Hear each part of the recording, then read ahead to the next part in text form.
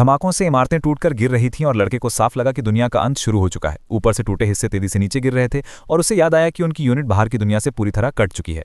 मेज पर कुछ संपर्क वाले उपकरण पड़े थे, लेकिन सैनिक नाराज थे क्योंकि कोई भी किसी से बात नहीं कर पा रहा था। लड़ाके ने देखा कि सामान्य कॉलें बंद हैं और इमरजेंसी सर्विस भी नहीं चल रही। सैनिकों ने हाथ ऊपर कर दिए थे। युवा लड़का सोच रहा था कि वे यहाँ कितनी देर रह पाएंगे और क्या वे सुरक्षित हैं या नहीं, और उसने कहा कि सेना की सारी कॉन्टैक्ट लाइंस बंद हो चुकी हैं। तभी एक आदमी ने कहा कि अभी तक सब कुछ ऐसा ही था। शहर के साथ एक लंबी दीवार बनी हुई थी और सैनिक को याद आया कि उनकी यूनिट पहाड़ों में है। लड़के ने हाथ बांधकर कहा कि खाने का सामान कम बचा है और अगर सबको बचना है तो यूनिट के बाहर जाना पड़ेगा। रसोइया हाथों में एक डंडा पकड़े था और उसके सिर पर टोपी थी। वह दर्द से आवाज निकाल रहा था। युवा लड़के ने कहा कि ऐसे समय पर सबको हिम्मत बनाए रखना चाहिए।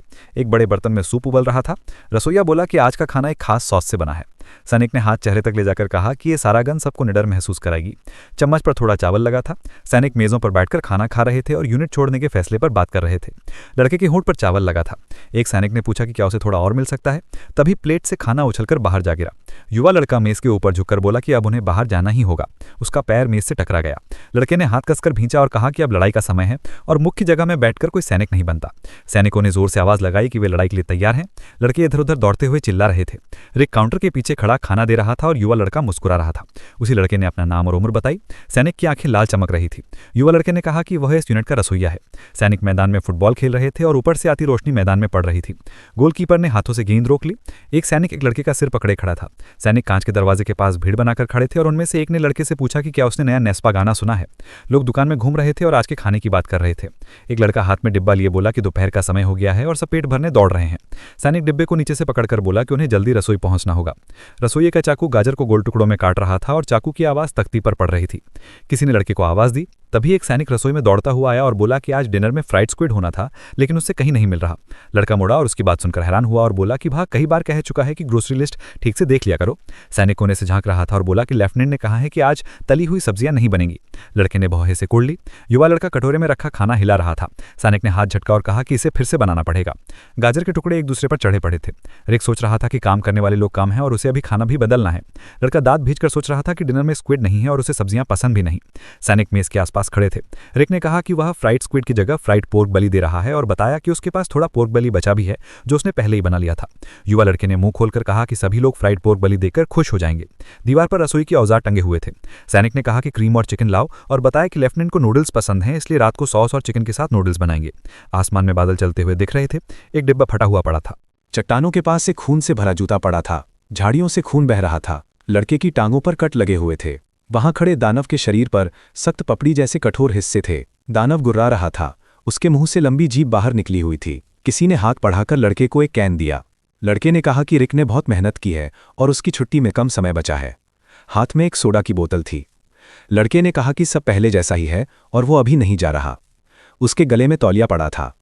हर्बी ने कहा कि उसने उसकी छुट्टी रोक दी है और पूछा कि अब वो आगे क्या करेगा। सोडा का कैन खुला। सैनिक ने कहा कि वो सोच रहा है कि आगे ट्रेनिंग करेगा और अपनी खुद की खाना बनाने की जगह खोलेगा। लड़के ने मुंह खोलकर पूछा कि क्या खाना बनाने की जगह सेना से कम है। रिक ने ऊपर देखकर सैनिक को देखा।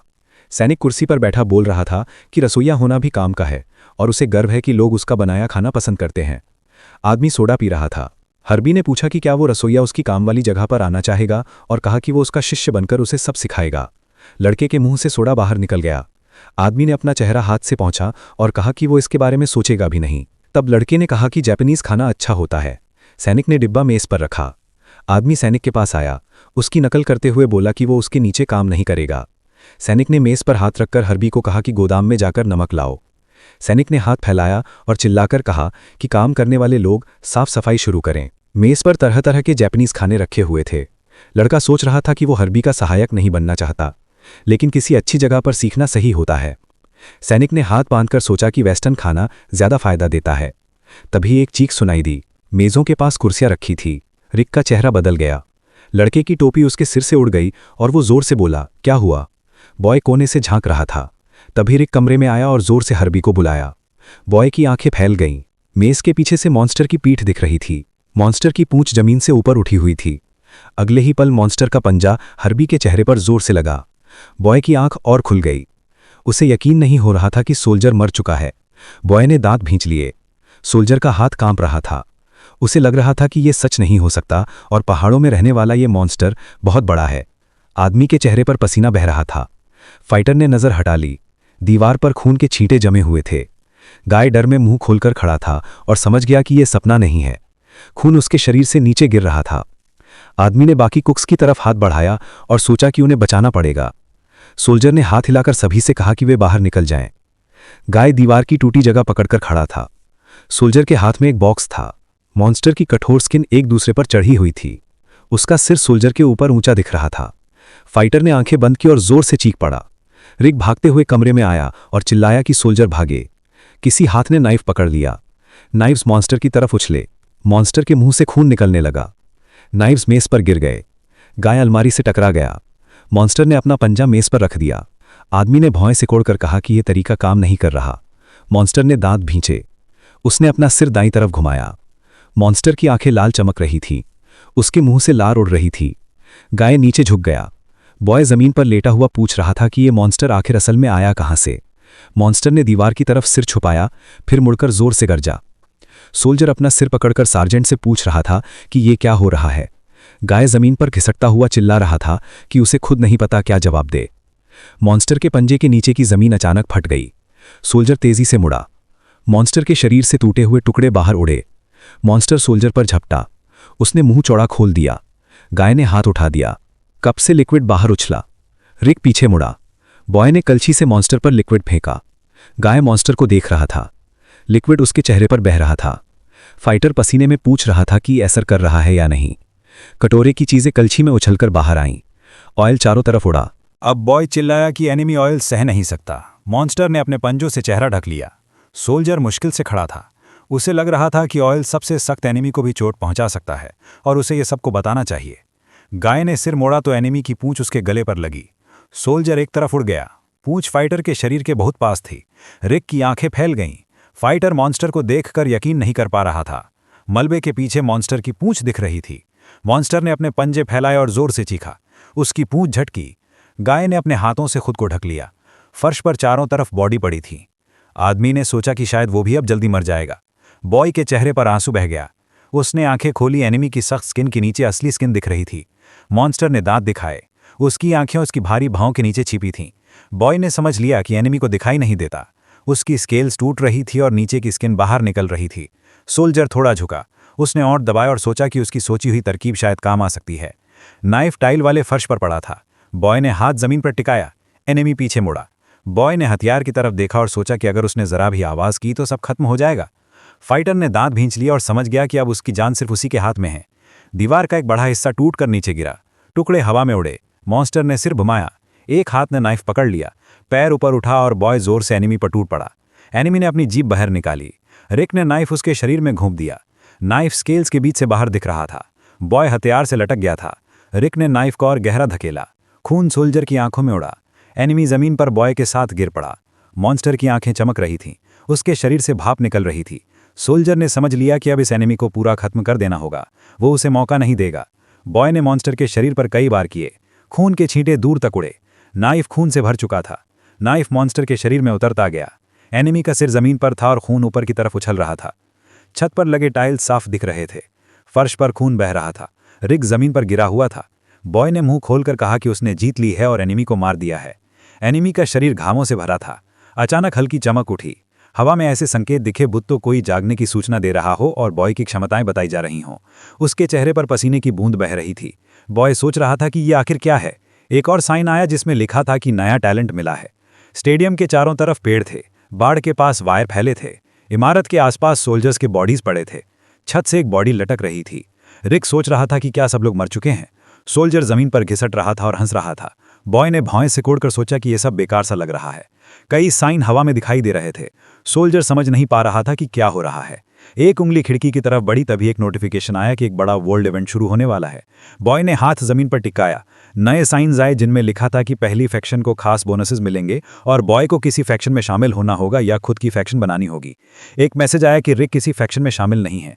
सोल्जर खिड़की की तरफ देख रहा था और समझ नहीं पा रहा था कि ये चीज़ क्या है। उसे ये किसी गेम के सिस्टम विंडो जैसी लग रही थी। सिस्टम विंडो पूरे बिल्डिंग पर छा गई।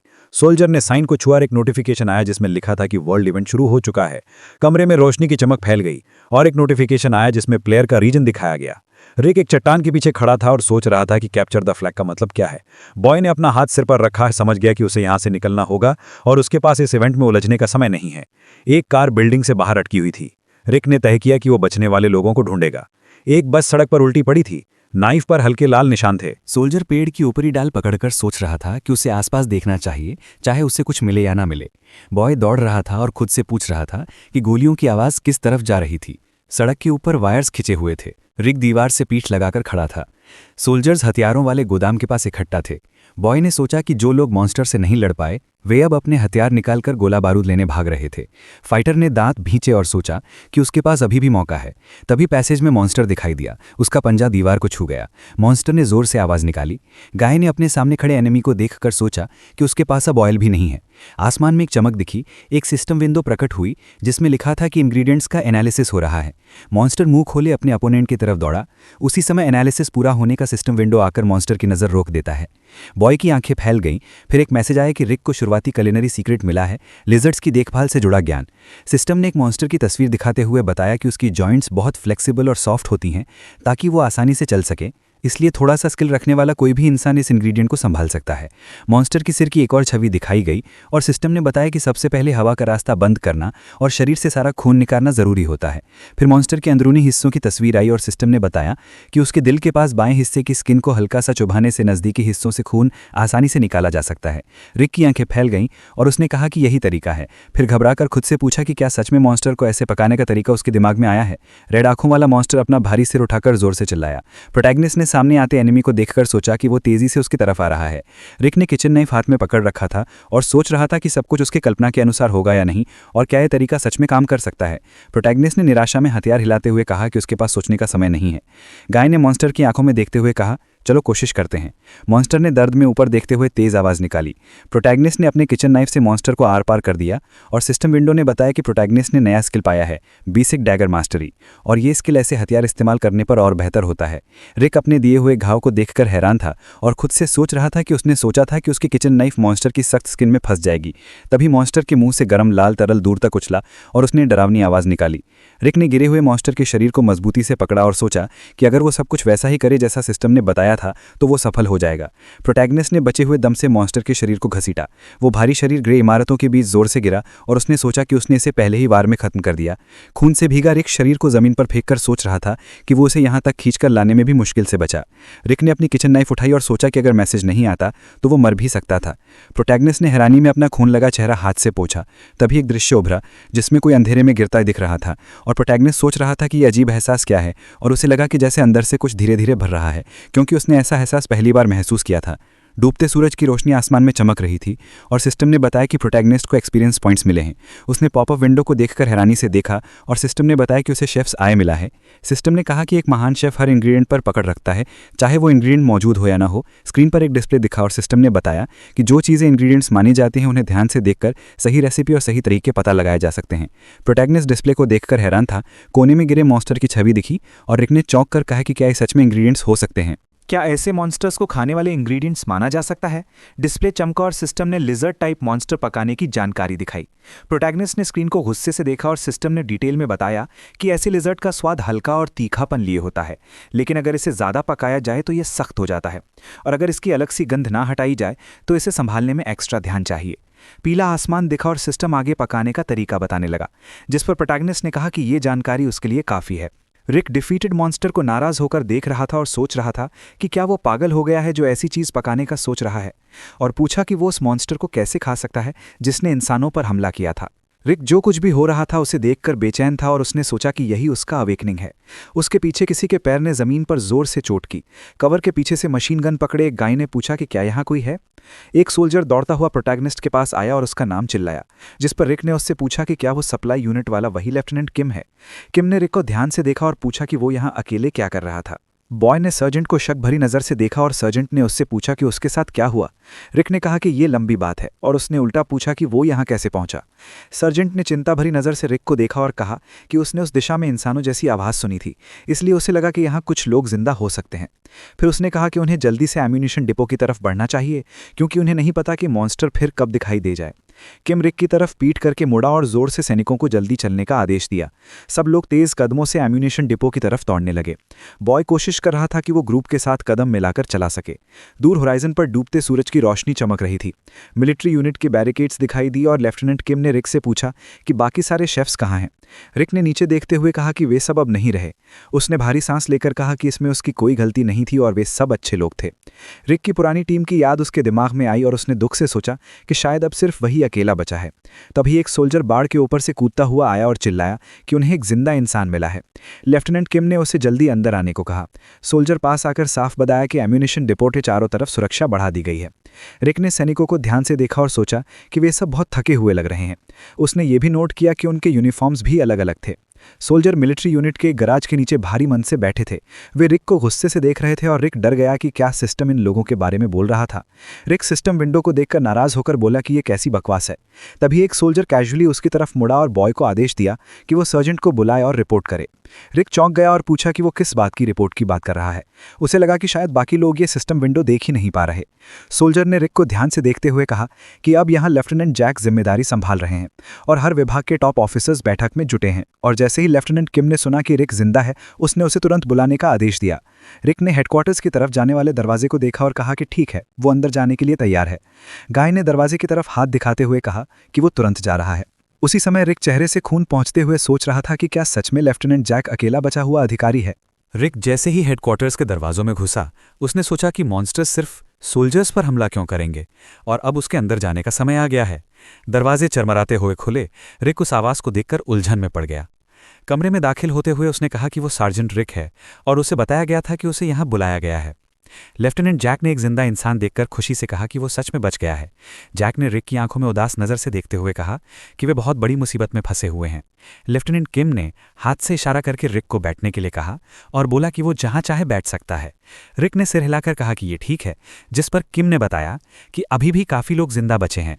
किम ने दस्तावेज देखते हुए सैनिकों को सूची पर वापस आने के लिए कहा और पूछा कि क्या वे सच में ट्रांसपोर्ट टीम तक ही रुके थे। रिक ने कमांडर को देखते हुए सोचा कि यही लेफ्टिनेंट जैक है। उसके दिमाग में ग्रे हेड जैक की तस्वीर आई और रिक ने मन में सोचा कि यह आदमी हमेशा गंदा, लालची और दूसरे दर्जे का अधिकारी रहा है। रिक को याद आया कि जैक ने कभी उसका बनाया खाना लेने से मना कर दिया था और कहा था कि वो कुछ और खाएगा। फिर रिक को याद आया कि एक बार जैक ने उलझन में उससे पूछा था कि क्या वो उसके लिए जल्दी से पास्ता बना सकता है। लेफ्टिनेंट जैक जोर से कुछ चिल्ला रहा था और रिक ने सोचा कि अब ये आदमी उनकी यूनिट का प्रभारी बन गया है। एक सोल्जर ने पूछा कि ट्रांसपोर्ट टीम का सियान हो क्या यहाँ है, क्योंकि उनके कमांडर योंग हाई थे। दूसरे सोल्जर ने दुख से कहा कि सार्जेंट किम योंग अब नहीं रहा। लेफ्टिनेंट जैक ने उलझकर अपने लोगों से पूछा कि ट्रांसपोर्ट टीम का प्रमुख कहाँ है। दोनों सोल्जर्स ने उदासी में सिर नीचे कर लिया। रिक रिपोर्ट सुनते हुए सोच रहा था कि आधे सोल्जर्स अब बहुत कमजोर हालत में हैं। पास खड़ा सोल्जर लाइट के नीचे खड़ा होकर बोला कि सार्जेंट पार्क भी अभी अच्छी हालत में नहीं है, इसलिए वो उसकी जगह यहाँ आया है। रिक ने मन में जोड़ा कि यहाँ वही लोग खड़े हैं जिनकी समझ अभी भी ठीक है। लेफ्टिनेंट जैक परेशान होकर फिर पूछ रहा था कि आखिर यहाँ क्या हो रहा है। सोल्जर अपनी नोटबुक के पन्ने पलटते हुए बोला कि रिकॉनेसेंस यूनिट में सिर्फ 7 लोग बचे हैं। जैक ने नोटबुक देखते हुए कहा कि ट्रांसपोर्ट स्क्वाड में ज़्यादा से ज़्यादा 10 लोग बचे होंगे। कमांडर ने अपने नोट्स को दुख से देखते हुए कहा कि कलिनरी स्क्वाड से सिर्फ एक ही सोल्जर बचा है। सामने लोहे वाली खिड़की की छवि उभरी और स्क्वाड लीडर ने कहा कि उसके अंदाजे के हिसाब से उनके पास सिर्फ लगभग 100 लोग बचे हैं और जोड़कर कहा कि नुकसान पूरे बटालियन का आधा हो चुका है। लाल बालों वाला सार्जेंट डेव अपने कमांडर को संभल कर देखते हुए बोला कि क्या वो कुछ कह सकता है।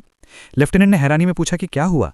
डेव ने गंभीर चेहरे से बताया कि उसने मीटिंग से पहले अपने ऊपरी अधिकारियों से बात करने की कोशिश की थी और साफ लगा कि वे बाकी दुनिया से पूरी तरह कट चुके हैं। यह सुनकर कमांडर घबरा गया और पूछा कि इसका क्या मतलब है। एक दृश्य में डेव फोन पर कॉल करता दिखा और उसने कहा कि कोई भी नॉर्मल फोन सिग्नल नहीं पकड़ रहा। कंप्यूटर डेस्क की छवि उभरी और बॉय ने बताया कि इमरजेंसी कॉन्टैक्ट्स भी नहीं चल रहे। लेफ्टिनेंट जैक ने रिक की तरफ देखकर कहा कि न टीवी, न वीडियो, न इंटरनेट और न ही मिलिट्री वाली लाइंस, कोई भी चीज़ काम नहीं कर रही। रिक ने माहौल देखा और जैक ने बेचैनी में कहा कि वे पूरी तरह अलग थलग फंसे हुए हैं। पास में सोल्जर्स आपस में तनाव में बात कर रहे थे और लेफ्टिनेंट ने चौंक कर पूछा कि क्या सच में बाहर की दुनिया से कोई संपर्क नहीं और क्या नॉर्थ कोरिया ने ईएमपी जैसा कुछ किया है। सोल्जर ने उलझन में कहा कि मिलिट्री के पास ईएमपी से सुरक्षा होती है, इसलिए ये वजह नहीं हो सकती। क्रैम्प्ड कमरे में बैठे सोल्जर्स टेंशन में थे और उनमें से एक ने डरते हुए पूछा कि क्या वे यहाँ ऐसे ही फंसे हुए मर जाएंगे, क्योंकि ना बाहर संपर्क है न अपने परिवारों से। काले बालों वाले सोल्जर ने ऑफिसर की तरफ मुड़कर पूछा कि अब उन्हें क्या करना चाहिए। क्योंकि वो खुद को इस यूनिट में फंसा हुआ महसूस कर रहा था, रिक ने देखा कि सभी का तनाव बढ़ रहा है। सोल्जर्स के चेहरे पसीने से भरे थे और रिक सोच रहा था कि अगर उन्हें कोई साफ दिशा मिल जाए तो शायद सैनिक थोड़े शांत हो जाएं। बहादुर सोल्जर्स के चेहरे चिंता से भरे हुए थे। लेफ्टिनेंट जैक अपने बॉक्स पर तनाव में बैठा था और रिक ने सोचा कि अभी उन्हें ऐसा कमांडर चाहिए जो माहौल शांत रखकर साफ आदेश दे सके।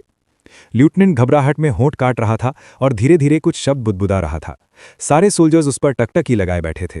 फाइटर्स गुस्से में कुर्सियों से खड़े होकर चिल्लाए कि अगर लेफ्टिनेंट को ही नहीं पता कि क्या करना है तो वे खुद कैसे कुछ तय करेंगे। बहुत से बॉक्सेस की छवि दिखी और सोल्जर्स की तेज आवाजें गूंजी कि ऐसी हालात में लेफ्टिनेंट को ही तो कुछ कहना चाहिए था, और यह भी कि क्या ऐसी परिस्थिति के लिए कोई निर्देश नहीं होते। रिक थककर अपना हाथ सिर पर रखकर बैठ गया। लेफ्टिनेंट इस पूरी अफरा तफरी के बीच तनाव में बैठा था। जैक अपनी जगह से उठकर बोला कि अगर संपर्क टूट गया है तो एक सवाल ये बनता है कि हमने ऊपर वाले यूनिट्स तक संदेश पहुंचाने के लिए कुछ लोग क्यों नहीं भेजे, और समझाया कि किसी भी कदम से पहले उन्हें अपने ऊपरी अधिकारियों से आदेश चाहिए। सोल्जर्स ने उसके शब्दों को सोचकर सुना। रिक ने चिंता में कमांडर से पूछा कि क्या यह तरीका खतरनाक नहीं होगा। कमांडर ने रिक को चिंता से देखा। ऊपर बड़े बड़े मॉन्स्टर्स की मिलिट्री गाड़ियों पर चढ़ी हुई छवि उभरी और रिक ने कहा कि वे पहाड़ों में लगभग 1400 मीटर ऊंचाई पर हैं और वहां पहुंचने में कम से कम 2 घंटे लगेंगे, और अगर रास्ते में मॉन्स्टर्स आ गए तो हालात बहुत बुरे हो जाएंगे। दूसरे सोल्जर ने कमांडर की तरफ देखा और कहा कि वह जगह सच में बहुत दूर है और उन्हें यहीं रहना चाहिए। जैक ने रिक को गुस्से में देखकर सोचा कि यह आदमी पागल हो गया है।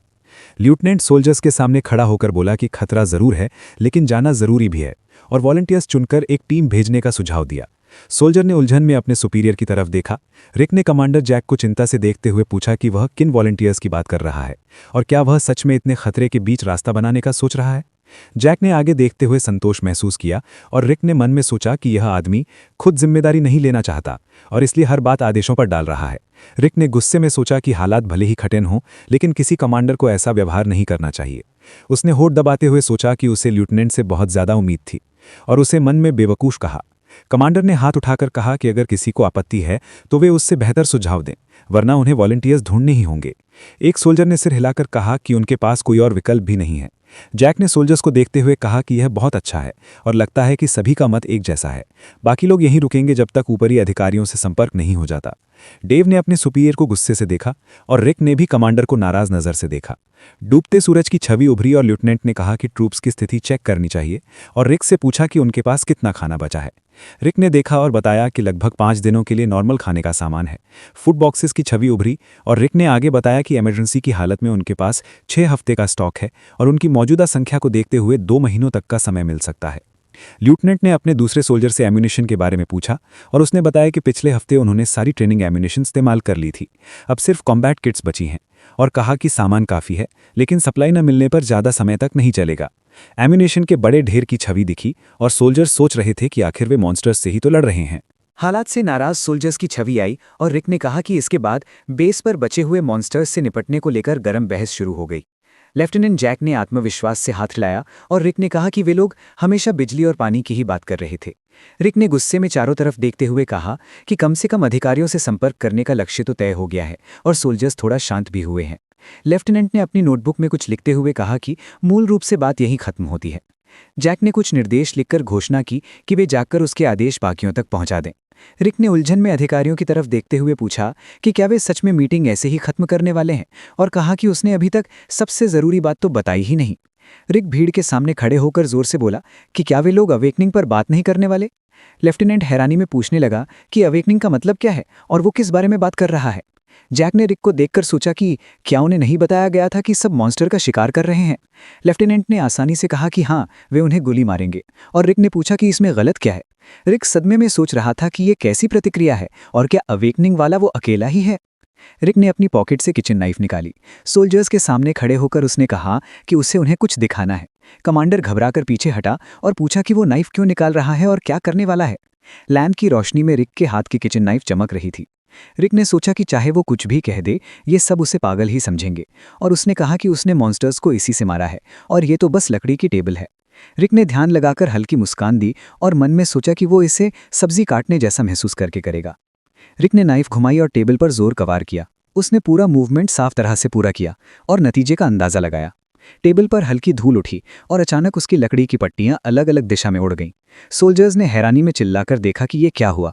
एक फाइटर ने दंग होकर टेबल की तरफ इशारा किया और पूछा कि उसने ये कैसे किया, और कहा कि रिक ने टेबल को ऐसे काट दिया जैसे वो कागज हो। रिक ने नोटिफिकेशन डिस्प्ले को देखकर शांत आवाज में कहा कि ये टैलेंट बेसिक डैगर मास्टरी है, और किचन में आए मॉन्स्टर्स को मारने के बाद वो जाग गया और ऐसा कर पाया। जैक ने अविश्वास में रिक की तरफ देखा और चिल्लाया कि क्या उसने सच में मॉन्स्टर को मारकर अवेकनिंग हासिल कर ली। सोल्जर्स ने रिक को हैरानी में देखा और रिक ने कहा कि उसे खुद भी पहले यकीन नहीं हुआ था। कमांडर ने रिक को डर और समझ दोनों के साथ देखा और पूछा कि क्या उन्होंने ये सब अपनी आंखों से नहीं देखा। तख्तों के कटे हुए टुकड़ों की छवि सामने आई और रिक ने कहा कि उसे नहीं पता कि वो उस दिन कैसे बचा था, और अब तो उसे ये भी आश्चर्य नहीं होगा अगर वो 2 सेकंड में मर जाए, क्योंकि इस हालात में कब खाना खत्म हो जाए या एमो कम पड़ जाए कोई नहीं जानता। रिक उदास चेहरे के साथ अपने किचन नाइफ पकड़े बोला कि उन्हें यह भी नहीं पता कि बाहर कितने मॉन्स्टर्स हैं, और मन ही मन सोच रहा था कि उसकी छुट्टी में बस 3 दिन बचे थे और अब वो शायद यहीं फंस जाएगा। रिक ने सीधा खड़े होकर खुद से कहा कि वो जिंदा बचेगा, यहाँ से सही सलामत निकलेगा और अपना रेस्टोरेंट खोलेगा। उसने ये भी कहा कि अगर उससे बचना है तो उसे सबको खिलाना होगा, और अब से ये उसकी प्राथमिकता होगी कि वो पूरे ग्रुप का खाना संभालेगा। तभी सिस्टम ने बताया कि वर्ल्ड इवेंट फैक्शन वॉर शुरू है, और साथ मिलकर बचने के लिए या तो अपनी फैक्शन बनानी होगी या किसी और के फैक्शन में शामिल होना होगा, और पहले फैक्शन को एक्स्ट्रा बोनस मिलेंगे। सिस्टम ने यह भी कहा कि क्वेस्ट का लक्ष्य पूरे बटालियन को जागृत करना है। रिक पीछे मुड़ा और घबराकर पूछा कि क्या हुआ। तभी एक सोल्जर तेजी से कमरे में घुसा और चिल्लाया कि समस्या हो गई है। मॉन्स्टर्स उनकी तरफ बढ़ रहे हैं। लेफ्टिनेंट ने चिंता में पूछा कि कितने हैं। सोल्जर्स ने घबराकर कहा कि कम से कम 5 तो दिख रहे हैं, लेकिन वे पूरी तरह निश्चित नहीं है। लेफ्टिनेंट कमरे के बीच में खड़ा हो गया और रिक ने कहा कि जैसे ही मीटिंग खत्म हुई मॉन्स्टर्स सामने आ गए। जैक ने आदेश दिया कि सभी लोग तुरंत काम पर लगें और अपनी पोजीशंस पर लौटकर लड़ाई की तैयारी करें। रिक चिढ़कर पोजीशंस की तरफ भाग रहा था और सोच रहा था कि सब इतना दबाव क्यों डाल रहे हैं। कमांडर एक बड़े मॉन्स्टर पर गोली चलाते हुए चिल्लाया कि पूरी ताकत से फायर करो। मॉन्स्टर गुस्से में दहाड़ते हुए आगे बढ़ा। सोल्जर्स लगातार फायर कर रहे थे और रिक ने सोचा कि अच्छा हुआ कि वे लोग कम से कम उस जगह पर थे जहां इंसान मौजूद थे। एक फाइटर चिल्लाकर बोला कि ऐसा लग रहा है हर मॉन्स्टर पर पूरा मैगजीन खर्च हो रहा है, और उसके साथी ने जवाब दिया कि जितना हो सके एमो बचाकर चलो। मॉन्स्टर ने बैरियर को पार कर लिया, चारों तरफ लाल छींटे उड़े और रिक ने संतोष से सोचा कि कम से कम उन पर फायर आर्म्स काम कर रहे हैं। रिक ने अपने साथियों को देखते हुए सोचा कि एक मॉन्स्टर पर 20-30 गोलियां ज्यादा हैं, और आज जितने मॉन्स्टर्स आए हैं उसके बाद एमो बचने का कोई मौका नहीं। एम्यूनिशन बॉक्सेस की छवि उभरी और रिक ने सोचा कि उन्होंने कहा तो था कि वे फिलहाल संभाल लेंगे, लेकिन सप्लाई न मिलने पर वे जल्द ही खाली हो जाएंगे। सोल्जर्स बेस में फैल गए और कमांडर चिल्लाया कि लड़ाई खत्म है और अब पेरीमीटर की जांच करनी होगी, उसे सुरक्षित करना होगा और सीनियर्स को अपने लोगों की गिनती करके रिपोर्ट करनी होगी। 2 सोल्जर्स कंबल से ढके हुए पड़े थे और एक गाय ने दुख से कहा कि इस बार 2 लोग चले गए, और उसने गुस्से में बुरा कहा। रिक ने उन ढके हुए शरीरों को देखते हुए पूछा कि अब उनका क्या किया जाएगा। सोल्जर ने कहा कि यूनिट के पीछे एक जगह बनाई गई है जहां ऐसे समय के लिए व्यवस्था कर दी गई है, और अधिकतर लोगों को रिस्पेक्टफुली बैग्स में रखकर वहीं सुला दिया गया है। सोल्जर्स ने बॉडी बैग्स उठाए और कमांडर ने उन्हें जल्दी करने का आदेश दिया। रिक जो कुछ हो रहा था उसे देखकर हैरान रह गया। कमांडर ने अनिश्चितता में हाथ फैलाए और रिक ने कहा कि मॉन्स्टर्स वाली लड़ाई खत्म हो चुकी है और मीटिंग में तय किए गए प्लान अब शुरू हो रहे हैं। जैक ने सोल्जर्स की तरफ देखते हुए पूछा कि क्या वे दोनों वाकई जाना चाहते हैं, क्योंकि पहले उन्हें ऊपर की यूनिट को सपोर्ट रिक्वेस्ट भेजनी होगी और उसका जवाब आने का इंतजार भी करना होगा। सोल्जर ने विश्वास से कहा कि उसे पता है वे कहां सुरक्षित रह सकते हैं और इतना फ्यूल भी है, बस मॉन्स्टर्स रास्ते में न मिले। रिक ने अपने साथियों को सोचकर देखा और सोल्जर ने कहा कि वे एम्यूनिशन भर लेंगे। कमांडर ने कहा कि वह उन्हें पूरा कवर देगा ताकि अगला ग्रुप भी बाहर निकल सके। रिक ने सिर घुमाकर सोचा कि अब उन्हें जाग चुके लोगों की संख्या बढ़ाने का तरीका ढूंढना होगा। रिक ने क्राउड को सख्त नजर से देखते हुए पूछा कि बाकी सोल्जर क्यों अवेकनिंग हासिल नहीं कर पा रहे, जबकि उसने मॉन्स्टर को खुद मारा था। रिकॉनेसेंस वाला सार्जेंट शक से रिक को देखकर बोला कि क्या ऐसा इसलिए हुआ क्योंकि रिक ने मॉन्स्टर को नजदीक से मारा था। तभी दूसरे सोल्जर ने कहा कि क्या यह सच में मुमकिन नहीं था। एक खतरनाक मॉन्स्टर की छवि उभरी और सोल्जर ने कहा कि रिक दावा कर रहा है कि उसने मॉन्स्टर को खुद खत्म किया था। सोल्जर्स दूर से मॉन्स्टर पर गोली चला रहे थे और रिक ने सोचा कि वे उसे दूर से मारते रहे, इसलिए कोई नजदीक नहीं जा पाया। शायद बस यही फर्क था।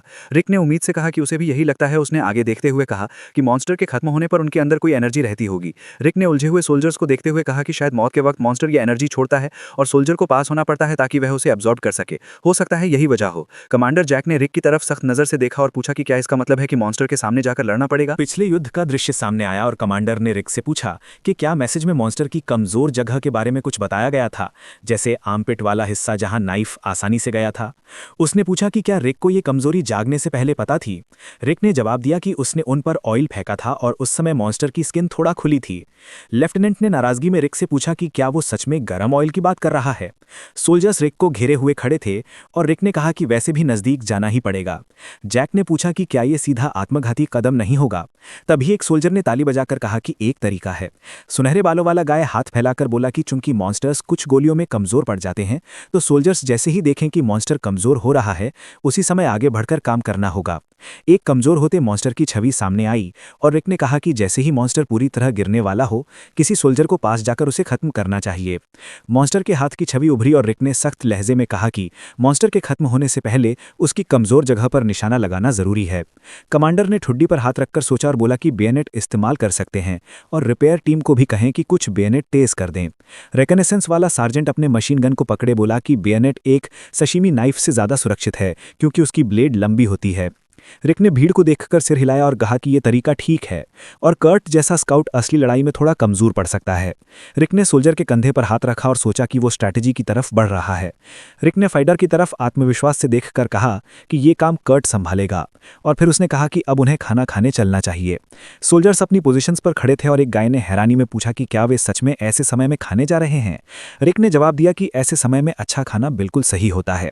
एक बॉय ने बड़ा सा पत्थर पकड़े कहा कि अभी तो पक्का नहीं, लेकिन वो जल्द ही भूखा हो जाएगा। रिक ने सोल्जर को काम वाली नज़र से देखते हुए कहा कि लंच खत्म हो चुका है और अब उसे डिनर तैयार करना है और उसने कैप्टन से अनुमति मांगी कि क्या वो किचन जा सकता है। लेफ्टिनेंट ने सिर हिलाकर कहा कि अगर उन्हें लड़ना है तो खाना जरूरी है और उसने रिक को 2 सोल्जर्स साथ देने का आदेश दिया। रिक ने शुक्रिया कहा। सोल्जर्स फेंस के पास इकट्ठा थे और कमांडर ने कहा कि वे 1900 बजे बैठकर बारी बारी से खाएंगे और सभी को रिक की अवेकनिंग के बारे में भी बताएंगे। सोल्जर्स मैस हॉल की तरफ बढ़े और रिक ने यस सर कहा। मिलिट्री कार जंगल के किनारे से गुजरी। सोल्जर खिड़की से थका हुआ बाहर देख रहा था। पीछे धूल के गुबार उठ रहे थे। दूर होराइजन पर डूबता सूरज चमक रहा था। सोल्जर मैस हॉल के खुले दरवाजे की तरफ चला। रिक खाना काट रहा था और सोच रहा था कि पूरा कुकिंग प्रोसेस काम की जगह आराम जैसा क्यों लग रहा है। रिक उबलते बड़े बर्तन में खाना डालते हुए सोच रहा था कि ये उसके कुकिंग वाले टैलेंट का असर है और उसने सोचा था कि अकेले सब पकाना मुश्किल होगा, लेकिन आखिर में कोई परेशानी नहीं हुई। बहुत बड़े पॉट में बोर्स्ट उबल रहा था और सिस्टम ने बताया कि रुकी शेफ का डीप फ्राइड पोक बेली तैयार है क्योंकि रिक की टेम्परेचर कंट्रोल बहुत अच्छी है और उसकी शेफ वाली स्टैट्स बढ़ गई हैं। रिक बड़े बर्तन में चीजें हिला रहा था और सिस्टम ने बताया कि रिक की शेफ सेंसिटिविटी अब मीडियम पर पहुंच गई है और कुकिंग स्टार्ट्स थोड़े और बढ़े हैं। रिक ने डिस्प्ले देखा और सिस्टम ने दिखाया कि अगर कोई रुकी शेफ का डीप फ्राइड पोक बेली खाएगा तो उसकी स्ट्रेंथ और एजिलिटी थोड़े समय के लिए 1-1 पॉइंट बढ़ जाएंगी। रिक हैरानी में सोच रहा था कि अगर कोई इसे खाए तो क्या सच में कुछ समय के लिए उसकी ताकत और फुर्ती बढ़ जाएगी, लेकिन वो खुद नहीं जानता था कि स्ट्रेंथ 1 और एजिलिटी 1 का असल मतलब क्या था। तभी सिस्टम ने बताया कि रिक अपने शेफ्स स्पेशल सॉस वाले स्किल का इस्तेमाल कर सकता है और समझाया कि ये सॉस लोगों के दिल तक असर पहुंचाता है और एक अच्छा शेफ खाने के जरिए लोगों की भावनाओं को थोड़ा बदल भी सकता है। रिक ने चौंक कर पूछा कि ये स्पेशल सॉस आखिर है क्या। उसने अपने हाथ की तरफ देखा और कहा कि उसके हाथों में कोई अजीब ऊर्जा सी महसूस हो रही है। उसने अपनी हथेली को घबराकर देखा और कहा कि वो खाने के जरिए लोगों की भावनाओं को थोड़ा नियंत्रित कर सकता है। सोल्जर्स खाना मिलने के इंतजार में चिड़चिड़े खड़े थे और रिक सोच रहा था कि अभी सब घबराए हुए हैं और डर से कांप रहे हैं। पहाड़ों की एक बड़ी रेंज की छवि आई और रिक ने बोर्श वाले बड़े बर्तन पर हाथ घुमाते हुए सोचा कि शायद इससे सबको थोड़ा सुकून महसूस हो। सिस्टम ने बताया कि रिक ने रुकी शेफ के डीप फ्राइड पोर्क बेली में काम वाला स्पेशल सॉस मिला दिया है और अगर कोई इसे खाएगा तो उसे थोड़ी शांति महसूस होगी। रिक उत्साह से आगे देखकर बोला कि अब वे खाना शुरू करेंगे। लाइन में खड़ा एक सोल्जर दबे स्वर में बोला कि उससे थोड़ा और चाहिए। रिक ने मुस्कुराते हुए खाना परोसकर कहा कि पेट भरकर खाओ। रिक संदेह में उनकी प्रतिक्रिया देख रहा था और सोच रहा था कि क्या ये सच में असर करेगा। सोल्जर ने चखते ही खुशी में कहा कि ये बहुत स्वादिष्ट है। काले बालों वाला फाइटर मुस्कुराया और रिक से पूछा कि क्या उसने ये सब अकेले बनाया है। रिक मन में सोच रहा था कि ये कोई जादू नहीं है जो मसल्स उगा देगा या 6 पैक दे देगा। देखकर तो पता ही नहीं चलता कि असर हो रहा है या नहीं। रिक ने एक सोल्जर की तरफ देखते हुए सोचा कि क्या ये स्किल कहीं खराब तो नहीं। फाइटर ने रिक की तरफ मुड़कर कहा, खाने के लिए बहुत शुक्रिया। फिर एक सोल्जर ने बताया कि मॉन्स्टर्स की वजह से उसका दिमाग भारी हो गया था, लेकिन अब खाना खाकर वो काफ़ी बेहतर महसूस कर रहा है। एक और सोल्जर ने पूछा कि क्या उसे थोड़ा और मिल सकता है और बाकी सभी सोल्जर्स खुश होकर रिक की तारीफ करने लगे क्योंकि अब वे पहले से ज़्यादा हल्का महसूस कर रहे थे। रिक ने संतोष से सिर हिलाया और कहा कि हाँ बिल्कुल, और मन में सोचा कि लगता है स्किल काम कर रहा है। रिक ने बड़े बर्तन की तरफ देखते हुए सोचा कि स्टैट्स का असर अभी समझ नहीं आया, लेकिन ये स्किल उनके मानसिक हालात पर नज़र रखने में बहुत मदद कर सकता है। सोल्जर्स छोटी सी कैंटीन में शांति से खाना खा रहे थे। एक सोल्जर ने दूसरे से बात की। सामने वाला बॉय अपने खाने का स्वाद लेते हुए मुंह चला रहा था। तभी किसी की चम्मच जमीन पर गिर गई। बॉय ने सामने डर भरी नज़र से देखा और चिढ़कर सोचा कि फिर वही लोग लौट आए। कैंटीन का दरवाज़ा जोर से चरमराया और रिक ने थोड़ी बेचैनी में कहा कि ये लोग उसे एक पल की राहत भी नहीं लेने दे रहे। शांत शाम बैरक के ऊपर टंगी हुई थी जब सोल्जर्स दौड़ते हुए आगे बढ़े और रिक ने चिल्लाकर कहा कि मॉन्स्टर्स बैरक के पास हैं। रिक भीड़ के पीछे भाग रहा था और सोच रहा था कि गोलियों की आवाज़ अचानक क्यों रुक गई। उसने खुद से पूछा कि सब ठीक तो है। सोल्जर्स धीरे धीरे रुकने लगे। रिक ने एक सोल्जर से पूछा कि क्या हो रहा है, क्योंकि वो अभी अभी खाने से आया था। रिक उलझन में सामने देख रहा था। उसने भीड़ में अपने साथी का नाम पुकारा और वो साथी हैरान होकर बोला कि रिक भी यहाँ आ गया। रिक पास जाकर पूछने लगा कि मामला क्या है। डेव ने गुस्से में कहा कि उन्होंने मॉन्स्टर देखा था और उसी के पीछे भाग रहे थे। उसके साथी ने कहा कि रिक ने खुद कहा था कि उन्हें जल्दी जागना होगा। एक फाइटर ने बगल की तरफ इशारा किया और बोला कि 2 लोग तैयार हैं। जमीन पर पड़ा मॉन्स्टर धीमी आवाज़ें निकाल रहा था। रिक ने उन डरावने जीवों को देखते हुए कहा कि ये अभी भी जिंदा है। डेव ने अपना हथियार उठाया। लाल बालों वाला सोल्जर मॉन्स्टर को देखकर बोला कि वो अब इसे खत्म करेगा। रिक ने अपने साथियों से कहा कि पहले वही लोग कोशिश करें जो मीटिंग में मौजूद थे। सोल्जर ने उलझकर पूछा कि क्यों, क्योंकि ये लोग कैसे मानेंगे कि अवेकनिंग के लिए बिना बंदूक मॉन्स्टर के पास जाना पड़ेगा। रिक ने सोल्जर को देखकर कहा कि पहले उन्हें दिखाना पड़ेगा कि ये उतना खतरनाक नहीं है। उसके साथी ने कहा कि ये हर बार पूरी स्क्वाड को किसी टेबल काटने वाले शो के लिए तो नहीं बुला सकते। फिर उसने मान लिया कि पहले सीनियर लोग करेंगे। लाल बालों वाले गाय ने जोश में आके बैनेट मॉन्स्टर के शरीर में घोंप दिया। तेज चमक हुई और सिस्टम ने डेव की अवेकनिंग के बधाई दी। रिक के सामने डिस्प्ले उभरा और वो चिल्लाया कि क्या ये सब सच है। रिक ने खुशी में डेव से पूछा कि उसे सामने क्या दिख रहा है, क्योंकि ये साफ सिस्टम विंडो जैसा था। डेव ने घमंड भरी मुस्कान दी। उसके हाथ में बिजली जैसा एक चार्ज बन गया और उसने कहा कि रिक सही था। उसके शरीर के अंदर अब अजीब एनर्जी महसूस हो रही थी। रिक ने खुशी में कहा कि उसे यकीन नहीं हो रहा कि अब उनके पास अवेकनिंग का साफ साफ सबूत है। सोल्जर्स डेव के सामने खड़े थे और एक चिल्लाया कि उसके हाथ सच में चमक रहे हैं। बाकी सोल्जर्स हैरानी में बोले कि ये तो कमाल है। रिक ने डेव की तरफ देखते हुए रुचि से पूछा कि उसकी पोजीशन क्या है। डेव ने जवाब दिया कि वो इलेक्ट्रिसिटी वाला एक नॉविस मेज है। डेव गर्व से बोला कि उसका स्किल थंडरस्टॉर्म है। रिक हैरान होकर पूछ बैठा कि क्या यहाँ सच में मेज जैसे रोल्स भी हैं। सोल्जर ने उसे याद दिलाया कि रिक ही पहला था जिसने अवेकनिंग पाई थी। रिक ने नीचे देखते हुए पूछा कि क्या इसका मतलब यह है कि उसकी पोजीशन उसके असली टैलेंट के आधार पर तय हुई है। गिरे हुए मॉन्स्टर के शरीर को देखते हुए रिक ने कहा कि अब सब साफ हो चुका है। अवेकनिंग पास से लड़कर मॉन्स्टर को खत्म करने पर मिलती है। पहले कोई इस पर भरोसा नहीं करता था, लेकिन अब जब सबने अपनी आंखों से देख लिया तो इनकार करने का सवाल ही नहीं। एक फाइटर ने हथियार उठाकर कहा कि अब उसकी बारी है। रिक ने उसे जाते हुए सावधान रहने को कहा। कर्ट ने अपने साथी की तरफ देखते हुए घोषणा की कि अब सार्जेंट पक की बारी है और रिक ने कहा कि सब लोग ध्यान से देखें। सोल्जर आगे बढ़ा। उसने आत्मविश्वास से मॉन्स्टर की तरफ देखा। कर्ट थोड़ा हिचकिचाकर मॉन्स्टर के पास गया और माना कि उसे थोड़ा डर लग रहा है, क्योंकि मॉन्स्टर अभी भी जिंदा लग रहा था। मॉन्स्टर ने अपनी आंखें खोली और हल्की आवाज निकाली। कर्ट डरकर बोला कि ये तो हिल रहा है। सोल्जर और करीब जाकर बोला कि चुपचाप लेटा रहे। रिक ने बायनेट उठाया और कहा कि वो इसे जल्दी खत्म कर देगा। कर्ट ने हिम्मत करके हथियार मॉन्स्टर के शरीर में घोंप दिया। मॉन्स्टर की आंखें गुस्से से खुल गईं। सोल्जर ने एक और वार किया। मॉन्स्टर ने दांत दिखाए। कर्ट डर के मारे पीछे हटते हुए सोच रहा था कि ये तो अभी भी हिल रहा है। अचानक मॉन्स्टर जमीन से उठकर सोल्जर पर टूट पड़ा। कर्ट दर्द से चिल्लाया। रिकी दृश्य देखकर दहशत में अपने साथी का नाम चिल्लाया। मॉन्स्टर ने सोल्जर के पैरों को दांतों से पकड़ लिया। वो उसे काट रहा था। कर्ट जमीन पर पड़ा दर्द में चिल्ला रहा था। उसके सामने मॉन्स्टर की लाल चमकती आंखें दिख रही थीं। एक फाइटर ने घबराकर रिक से पूछा कि क्या उन्हें कर्ट को बचाना नहीं चाहिए। दूर खड़ा एक और सोल्जर चिल्लाया कि क्या उसे गोली चला दे, बस रिक आदेश दे दे। रिक ने सख्त लहजे में सबको वहीं रुकने का आदेश दिया और कहा कि उनके साथी को खुद इसे खत्म करना होगा। रिक ने लड़ाई की तरफ देखकर घायल कर्ट को चिल्लाकर कहा कि वो क्या कर रहा है, उसे मॉन्स्टर को खत्म करना ही होगा। कर्ट ने दांत भींचते हुए दर्द में कहा ठीक है। उसने हथियार को कसकर पकड़ा और चिल्लाया कि वो इस क्रीचर को जिंदा नहीं छोड़ेगा। आखिरी ताकत लगाकर कर्ट ने जोरदार हमला किया और निर्णायक वार कर दिया। मॉन्स्टर गिर गया। सभी सोल्जर्स चौंककर कर्ट को देखने लगे। कर्ट दर्द से कांप रहा था। उसने थके हुए स्वर में पूछा कि क्या वो सफल हुआ। तभी सिस्टम ने उसके सामने नोटिफिकेशन दिखाया और उसे अवेकनिंग की बधाई दी। सिस्टम ने बताया कि कर्ट की नई पोजीशन नॉविस एस्ट्रोनॉमर है। कर्ट धीमी आवाज में बोला कि वो सफल हो गया। एक सोल्जर दौड़कर घायल कर्ट तक पहुंचा और पूछा कि वो कैसा महसूस कर रहा है। तभी दूसरा सोल्जर घबराकर चिल्लाया कि लोग क्या कर रहे हैं, हमें मेडिक बुलाना चाहिए। लेकिन किसी ने कहा कि उनका मेडिक सिर्फ एक फिजियोथेरेपिस्ट है और इस तरह के घाव संभाल नहीं सकता। चौथे सोल्जर ने जिद करके कहा कि कुछ ना होने से ये तरीका बेहतर है। जमीन पर पड़ा घायल मॉन्स्टर दर्द से आवाजें निकाल रहा था। कर्ट ने भारी होकर अपने साथियों की तरफ देखा और कहा कि उसके सामने भी सिस्टम विंडो आ गया है। रिक गुस्से में बोला कि उसे तो लगभग डर से झटका ही आ गया था। रिक ने घायल कर्ट को सहारा देते हुए कहा कि उसे खुशी है कि वो ठीक है। कर्ट के पैर पर खून लगा था और रिक ने कहा कि मरते हुए मॉन्स्टर के लिए उसका काटना उतना जोरदार नहीं था, कम से कम उसका पैर अभी भी सही सलामत था। तेज जुन वहां आया और बोला कि कर्ट लगभग हार ही गया था। तभी एक सोल्जर चिल्लाया कि उधर मदद चाहिए और दूसरे सोल्जर ने आदेश दिया कि बाकी लोग गार्ड पर खड़े रहें। कुछ सोल्जर्स फैलकर चौकसी में लग गए और किसी ने कहा कि मेडिक के आते ही वे लौटेंगे। रात उतर आई। कहीं पास ही डेव के शरीर में बिजली जैसी एनर्जी चमक रही थी और रिक ने कहा कि इस तरह अब हलचल रुक गई है।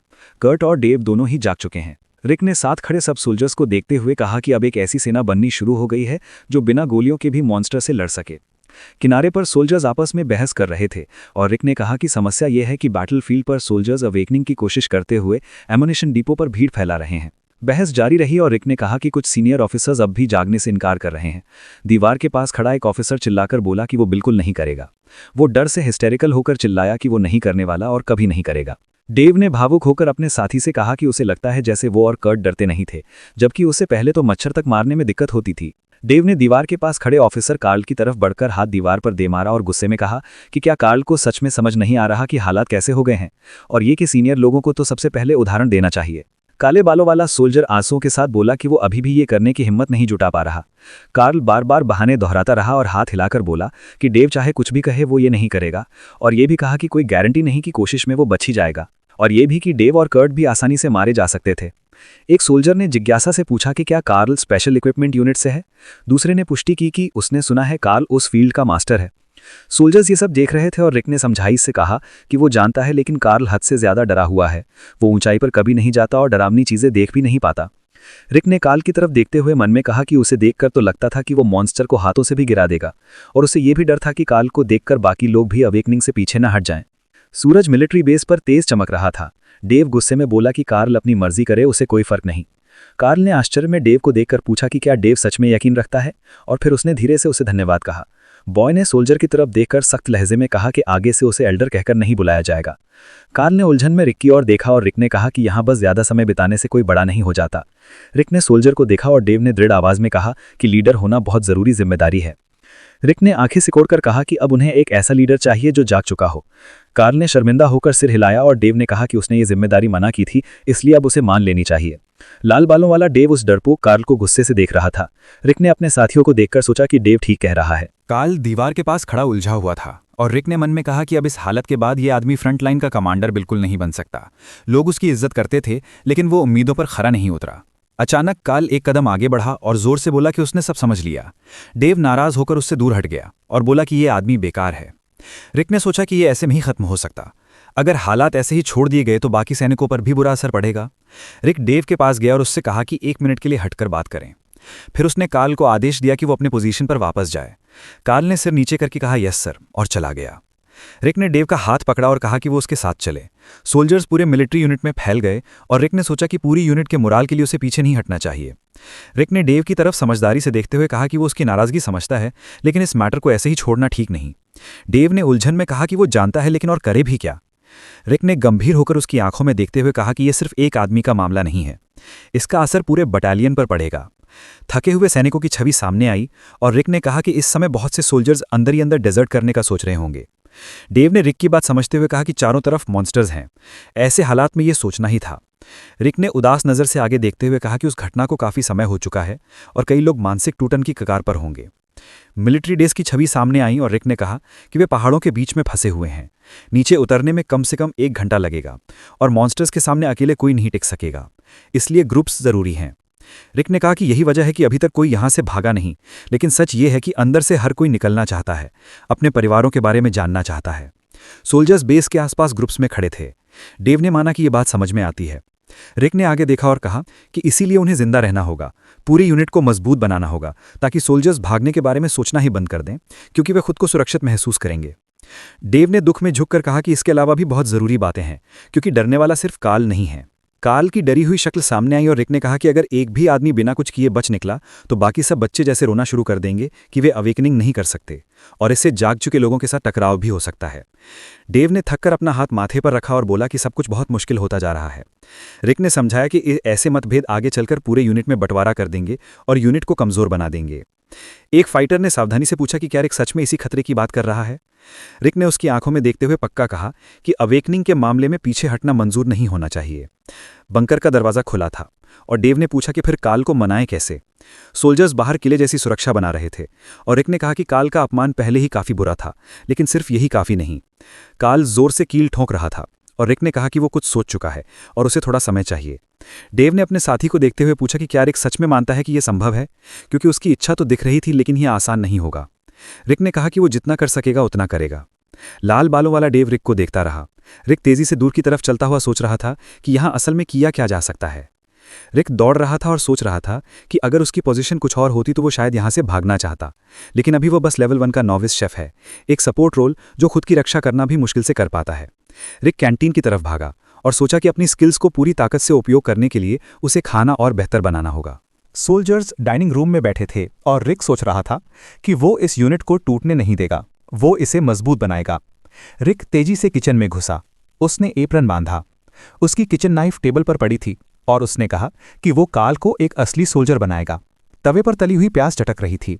रिक ने एक हाथ में प्याज पकड़ा और सामग्री को तेजी से काटते हुए कहा कि वो कोई बड़ी जटिल चीज नहीं बनाएगा, वो सिंपल फ्राइड राइस पकाएगा। कटी हुई प्याज टेबल पर फैल रही थी। गाजर गोल गोल काटी जा रही थी। तवे में आग भड़क रही थी। रिक इंग्रेडिएंट्स को उलझन में देख रहा था। तभी सिस्टम ने बताया कि मेन इंग्रेडिएंट यानी मांस की क्वालिटी खराब है, इसलिए डिश का स्टैट थोड़ा कम होगा, लेकिन सीजनिंग की क्वालिटी बहुत अच्छी है, जिससे डिश के स्टैट थोड़ा बढ़ जाएंगे। प्याज और गाजर तवे में भुन रहे थे और सिस्टम ने बताया कि रिक ने यह डिश एक खास व्यक्ति को ध्यान में रखकर बनाई है और अगर वही टारगेट इसे खाएगा तो इसका असर और ज्यादा होगा। रिक ने हाथ उठाया और कहा कि अब वो आखिरी हिस्सा डाल रहा है, स्पेशल सॉस। तवे के चारों ओर तेल उछला और सिस्टम ने बताया कि रिक का शेफ स्पेशल सॉस डिश में मिल चुका है और ये सॉस खाने वाले इंसान की भावनाएं बदल सकता है। रिक ने पकवान को देखकर संतोष महसूस किया और सोचा कि ये असर जरूर करेगा। डूबते सूरज की लालिमा दिख रही थी और रिक ने अपने सहायक से कहा कि वो काल को, जो इक्विपमेंट डिवीजन से था, खाने के लिए बुलाए। रिक ने मुस्कुराकर प्लेट आगे बढ़ाई और कहा कि ये उसका खास बनाया हुआ खाना है। काल ने उलझन में प्लेट को देखा और पूछा कि ये क्या है, तो रिक ने जोर देकर कहा कि बस खा लो, बस इतना ही करना है। रिक ने नरमी से कहा कि काल खाने पर बहुत कमाता है और उसे पता है कि वो भूखा होगा। काल चुपचाप रिक को देखते हुए उसके प्रस्ताव के बारे में सोचता रहा। प्लेट उसके सामने रखी थी। अंत में काल ने सिर झुकाकर कहा कि वो इसे पूरा खा लेगा। काल ने चम्मच उठाया और चावल को उठाया। रिक ने फ्राइड राइस को देखते हुए सोचा कि उसने इसे हिम्मत भरने वाला खाना बनाया है। डर को हराने की ताकत हिम्मत से आती है, इसलिए उसने अपनी पूरी कोशिश की है। काल ने जल्दी से खाना खत्म किया और बोला कि यह बहुत स्वादिष्ट है। रिक ने कहा कि चाहे तो वो और ले सकता है। रिक शांति से उसे देखता रहा और सोचा कि पेट भर जाने पर वो उससे बात करेगा। एक छोटा सा कमरा था। दूर से किसी ने पुकारा, सार्जेंट रिक। रिक ने माफी मांगते हुए जवाब दिया। खिड़की से हल्की रोशनी आ रही थी। वही आवाज डर के मारे हकलाते हुए कुछ बोल रही थी। रिक और काल मेज के पास बैठे थे। काल ने मेज की तरफ देखा और कहा कि वो बचपन से ही ऐसा रहा है, लोग हमेशा उसे कहते थे कि मर्द बनो। रिक ने उसकी ओर देखा। काल ने गिलास रखकर कहा कि उसे बताया गया था कि शारीरिक ट्रेनिंग करने से आत्मविश्वास आएगा, इसलिए उसने व्यायाम और मार्शल आर्ट सीखा, लेकिन उससे कुछ बदला नहीं। रिक ने सोचा कि यही वजह है कि उसका शरीर इतना ताकतवर दिखता है। रिक ने कहा कि यह सब उसके लिए बहुत मुश्किल रहा होगा। काल ने सिर झुकाकर कहा कि वो हमेशा कोशिश करता था कि दूसरों के लिए बोझ न बने। उसने अपनी मांसपेशियां दिखाई और कहा कि उसे लगा था कि अब सब ठीक है, लोग उसे स्वीकार कर चुके थे, लेकिन उसने कभी नहीं सोचा था कि ऐसा समय आ जाएगा। काल रिक के सामने बैठा और बताया कि उसने अपने साथी को मॉन्स्टर के आगे गिरते देखा था और उसी डर में वो लड़ने जा पहुंचा। रिक ने आगे देखा और कहा कि वो भी डरा हुआ था। काल ने ऊपर देखा। रिक ने उसे देखकर कहा कि अगर वो कुछ नहीं करता तो वह सब बस उन प्राणियों का खाना बन जाते। एक भयानक मॉन्स्टर की छवि मन में आई। वो खड़ा था, उसकी जीभ बाहर लटक रही थी। रिक ने कहा कि उसके मामले में अपने साथियों को मरते देखना ही उसे होश में लाया। मॉन्स्टर ने मुंह खोला। रिक ने कहा कि एक पल के लिए उसे लगा कि उसका शरीर उसकी बात नहीं मान रहा, जैसे बस खुद को बचाने का इंस्टिंक्ट काम कर रहा था। रिक ने अपनी मुट्ठी आगे बढ़ाई। उसने नैपकिन को जोर से पकड़ा और कहा, और फिर मैंने सोचा कि मेरी जिंदगी अभी शुरू ही हुई है, मैं ऐसे ही नहीं मर सकता। उसने आंखें बंद की और बोला कि उसे अपना खुद का रेस्टोरेंट खोलना है। सामने वाला सोल्जर हैरानी से बोला कि ऐसी हालत में भी रिक का हौसला कमाल है।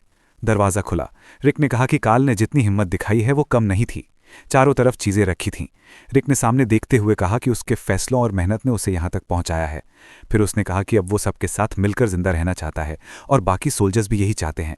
काल ने दांत भींचकर कहा कि ये बहुत अच्छा है। वो अचानक खड़ा हुआ और चिल्लाया कि रिक की कहानी सुनकर उसे भी कोशिश करने का मन हो रहा है और सोचने लगा कि वो अचानक इतना साहसी कैसे हो गया। रिक ने उसे देखते हुए सोचा कि क्या ये सब खाने का असर है, क्योंकि काल की आंखें सचमुच चमक रही थीं। काल ने आगे देखते हुए कहा कि अगला मॉन्स्टर उसका होगा और उसने कहा कि उसे खत्म करने की अनुमति चाहिए। वो मॉन्स्टर पर टूट पड़ा और दूसरों को चिल्लाकर कहा कि कोई मदद करने ना आए। वो मुस्कुराता हुआ बोला कि अब उसका हौसला परखने का समय है। काल ने मॉन्स्टर की चमड़ी पर वार किया। सोल्जर्स का एक दल उसे देख रहा था और डेव बोला कि ये पागल हो गया है। मॉन्स्टर अभी बेहोश भी नहीं हुआ और ये बिना हथियार के उस पर टूट पड़ा। काल लड़ाई जारी रखे हुए था। डेव ने रिक से पूछा कि उसने काल को क्या खिला दिया और क्या वे उसे रोकेंगे। रिक तनाव में लड़ाई देख रहा था और उसने सोचा कि शायद काल में ज़रूरत से ज़्यादा अग्रेशन आ गया है। काल ने फिर वार किया। रिक ने कहा कि अभी इंतजार करना बेहतर है, क्योंकि इस मौके को गंवाने से अच्छा यही है। किसी सोल्जर ने चिंता जताई कि काल बहुत चोट खा सकता है और अगर ऐसा हुआ तो वे तुरंत दखल देंगे। मॉन्स्टर ने नज़र फेर कर गुर्राया। उसने पंजा बढ़ाया। काल ने उसे देखा। उसने अपनी बाँह आगे कर उसे रोक लिया। उसने मॉन्स्टर के सिर को पकड़ लिया और पंजे को धक्का देकर हटाया।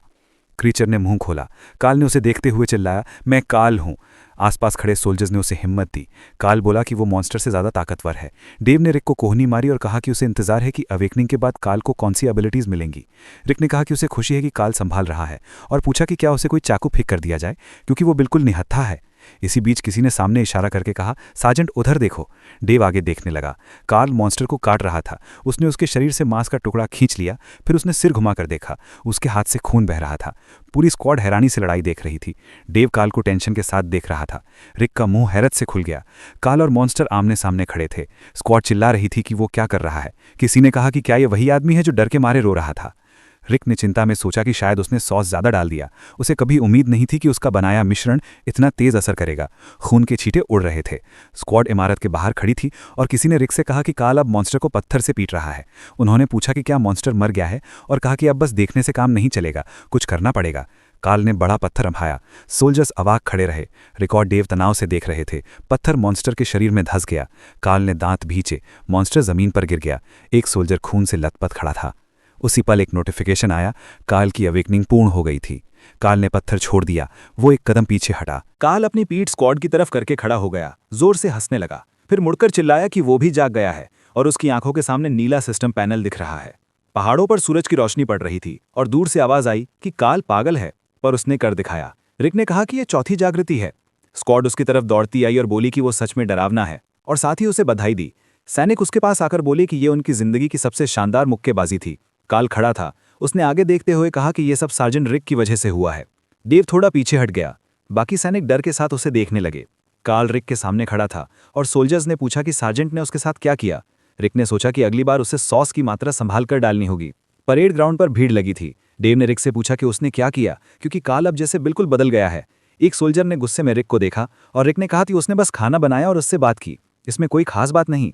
एक सोल्जर ने हैरानी से पूछा कि उसकी बातों का असर इतना कैसे हो गया। गेट के पास खड़े सोल्जर्स की भीड़ के बीच रिक ने कहा कि इंसानों का दिल ऐसे ही काम करता है। काल एक साथी के साथ खड़ा था। डेव ने समझते हुए कहा कि असल में उन्हें सिर्फ बात करनी थी ताकि माहौल सुधरे। सार्जेंट ने जोड़ा कि सपोर्ट की ताकत को हल्के में नहीं लेना चाहिए। एक और सोल्जर बोला कि ये इतना आसान कैसे हो सकता है। रिक ने नीचे देखते हुए माना कि डेव सही है और ये पूरी तरह सच जैसा नहीं लग रहा। वेयरहाउस के पास सोल्जर्स के समूह खड़े थे। रिक ने मन में कहा कि ये उसकी स्किल्स का असर था, पर वो अभी इसे बता नहीं सकता। एक सोल्जर तलवार से अभ्यास कर रहा था और बोला कि ये टेबल काटने वाली ताकत से अलग है। काल मॉन्स्टर से हाथापाई कर रहा था। मॉन्स्टर ने उसका हाथ काटा और सोल्जर ने कूद कर वार किया। रिक समझ गया कि आज जो देखा उसके बाद वो काल को हार्मलेस नहीं कह सकता, लेकिन वो ये भी जानता था कि ये बदलाव कुछ समय के लिए ही है। एक सोल्जर ने रिक के कंधे पर हाथ रखा। रिक ने सोचा कि ये एबिलिटी गलत तरह से इस्तेमाल हुई तो खतरा बन सकती है। आसमान में हल्के बादल थे। डेव ने कहा कि ये शांत स्वभाव वाला काल अब बर्सर्कर जैसा दिख रहा है और पूछा कि क्या ये दिमागी संतुलन खोकर ताकत पाना खतरनाक नहीं। सोल्जर ने हाथ हिलाकर कहा कि जिंदा रहना जरूरी है, इसलिए ये ठीक है। रिक ने माना कि बात सही है, पर इसमें एक कमी जरूर है। एम्यूनिशन के बक्सों के पास खड़े सोल्जर्स को रिक ने कहा कि जिन लड़कों की जागने की बारी है उन्हें उसके पास भेजा जाए और बताया कि ये काम खतरनाक है, इसलिए पहले उन्हें ठीक से खिलाना जरूरी है। डेव ने शक से रिक की तरफ देखा और पूछा कि क्या ये सच में मजबूरी है, क्योंकि खाना ज्यादा बचा नहीं है। शेल्फ पर डिब्बा बंद खाना रखा था और रिक ने कहा कि वैसे भी बाकी जो सामान बचा है वो आपातकाल के लिए रखा गया था, इसलिए जल्दी खत्म कर देना चाहिए और बक्सों में रखा ताज़ा सामान तो वैसे भी जल्दी खराब हो जाएगा, इसीलिए उसे पहले खा लेना जरूरी है। डेव ने हाथ जेब में डाले और कहा कि वो अब ठीक से खाना चाहता है। उसके चेहरे पर पसीने की एक बूंद बह गई। रिक ने सोचा कि आपातकाल वाले खाने में ज़्यादा पकाने की ज़रूरत नहीं होती और मन में सवाल आया कि क्या उसकी क्षमता ऐसे खाने पर भी काम करेगी। तभी पास में एक मॉन्स्टर तेजी से भागता दिखा। किसी ने चिल्लाकर कहा कि वो भाग रहा है। हथियारबंद सोल्जर्स ने अपनी जगह संभाल ली। एक ने आदेश दिया कि उसे किनारे की तरफ मोड़ो। गोलियों की चिंगारियां दीवार पर जलकर फैल गई। एक सोल्जर ने बाकियों को डांटते हुए कहा कि अगली बार निशाना ना चूके। मॉन्स्टर गोलियों के बावजूद चलता रहा। कमांडर ने सोचा कि शुरुआत में कुछ दिक्कतें आएंगी, पर जागते सोल्जर्स बाद में संभल जाएंगे। मॉन्स्टर के कुछ हिस्सों पर चिंगारियां उड़ रही थी। कुछ फाइटर पास के कवर के पीछे खड़े थे। खून से सना जीव जमीन पर पड़ा था। एक सोल्जर ने पूछा कि इसे अभी किसने खत्म किया। फिर किसी ने माफी मांगते हुए कहा कि गलती हो गई। डेव ने पास खड़े होकर कहा कि वे फिर गड़बड़ कर बैठे। रिक ने मन में सोचा कि हालात उतने आसान नहीं रहे। मॉन्स्टर अचानक उठ खड़ा हुआ और पास वाले सोल्जर पर टूट पड़ा। रिक ने कहा कि सबसे बड़ी परेशानी यही है कि मॉन्स्टर को इतना करीब आने देना आसान नहीं, ताकि कोई आखिरी बार कर सके। सोल्जर्स पूरी जान लगाकर बचाव कर रहे थे। खून से सना जानवर घुटनों पर गिरा। रिक ने बताया कि ये जीव बहुत सख्त होते हैं और मरने तक हमला करते रहते हैं, जिससे पास जाना मुश्किल हो जाता है। मॉन्स्टर ने दांत दिखाए। रिक ने कहा कि जागना सुरक्षित तरीके से होना चाहिए। मैदान के बीच एक अकेला लैंप चल रहा था। सोल्जर सड़क पर दौड़ते आए। एक ने सार्जेंट को चिताया, दूसरे ने कहा कि यकीन नहीं हो रहा। किसी और ने कहा कि कम से कम किसी ने दिमाग से काम लिया। पेड़ों के बीच हथियारबंद लोगों की भीड़ खड़ी थी। उनके नीचे गिरा मॉन्स्टर पड़ा था। रिक फाइटर्स के साथ खड़ा था। डेव ने कहा कि काम अच्छी तरह हो गया और अब किसी को आखिरी बार करना होगा, और पूछा कि अगला कौन है। सबकी नजरें रिक पर गईं। रिक ने एक सोल्जर की तरफ देखा और ट्रांसपोर्ट यूनिट के चक का नाम लिया। चक लाइन से बाहर आया। सर्जेंट ने कहा कि अब उसकी बारी है, और चक ने हामी भरी। उसने भाला उठाया। डेव ने पूछा कि वो तैयार है या नहीं, और बताया कि बस बगल के नीचे वाले हिस्से पर निशाना लगाना है। चक ने कहा कि उसने काफी अभ्यास किया है।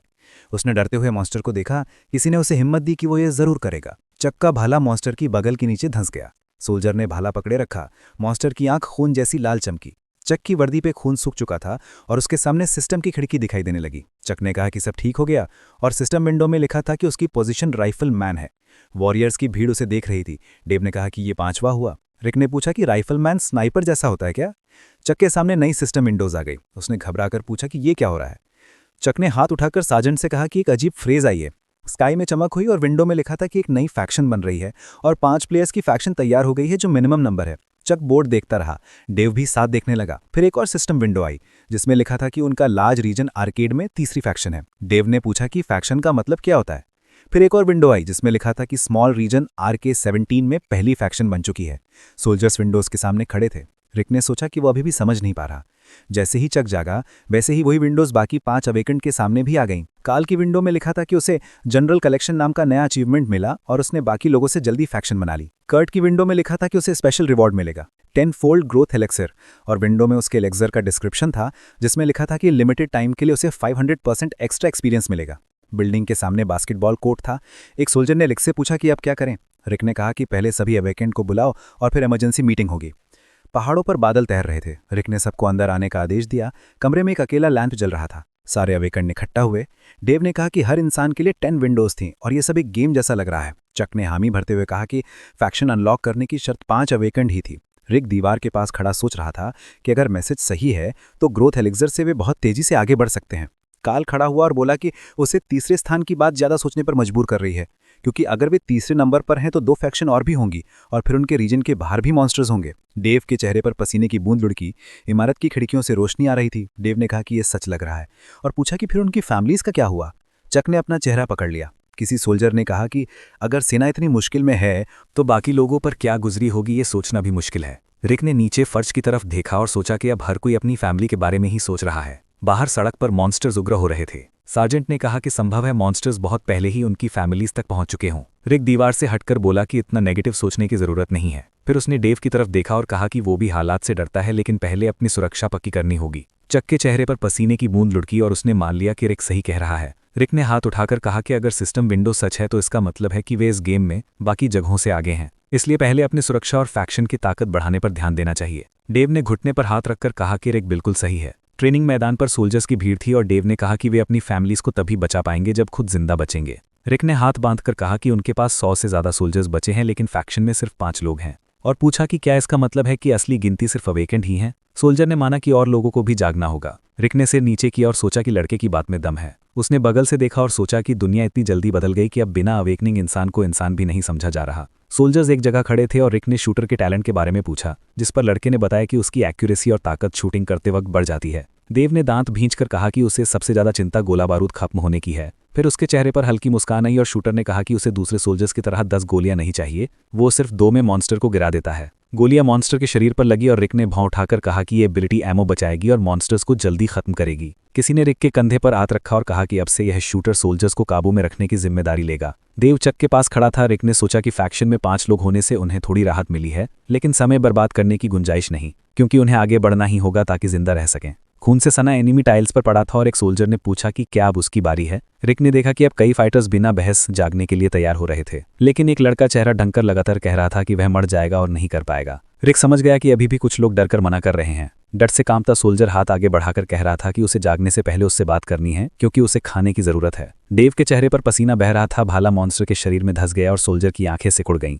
रिक ने अपनी जगह बदले बिना उसे शांत रहने को कहा, लेकिन सोल्जर मुस्कुरा रहा था और लगातार वार कर रहा था। सोल्जर्स ने देखा कि वह लापरवाह होता जा रहा है। वह रिक की तरफ देखता है, हरे पौधों से ढकी पहाड़ियां पीछे दिख रही थीं। डेव ने पूछा कि क्या वह एक सवाल कर सकता है। रिक उसके पास गया और पूछा कि अचानक क्या हो गया। सोल्जर ने कहा कि रिक को छुपा रहा है। रिक ने भौं उठाई तो लड़के ने हाथ उठाकर कहा कि वह यह सब बटालियन को साथ रखने के लिए कर रहा है। सामने वाला सोल्जर कुछ समझ नहीं पाया। रिक ने उसकी तरफ हाथ बढ़ाया। सोल्जर ने नीचे देखा। वे सब नीले आसमान के नीचे खड़े थे। डेव ने हाथ झटका। रिक ने कड़छी चलाते हुए सोचा कि उसे खाना बनाने पर ध्यान देना चाहिए, और वह सही भी कर रहा था क्योंकि उसे पूरी आर्मी को जागृत करने में मदद करनी है। अचानक वॉरियर्स की स्टैट्स वाली प्लेट आ गई। रिक ने हटकर सोचा कि ये 82 पॉइंट्स कहाँ से आए, जबकि उसे लगा पॉइंट सिर्फ मॉन्स्टर्स को मारने या अच्छा खाना बनाने से मिलते हैं। सिस्टम विंडो ने उसकी नज़र रोक दी और उसने सोचा कि ये पॉइंट्स काम आ सकते हैं। उसे याद आया कि गेम्स में पॉइंट से दुकान में चीज़ें खरीदी जाती हैं। उसका हाथ आगे बढ़ा और वह पॉइंट स्टोर देखना चाहता था। कमरे में रोशनी सी चमकी और मैसेज आया कि पॉइंट स्टोर खुल रहा है। रिक ने सिस्टम विंडोज की ओर देखा और सोचा कि बेसिक एबिलिटी से वो बहुत कम कर पाएगा। सामने पॉइंट स्टोर लिखा था। रिक ने खुद से पूछा कि उसने पहले ये सोचा ही क्यों नहीं।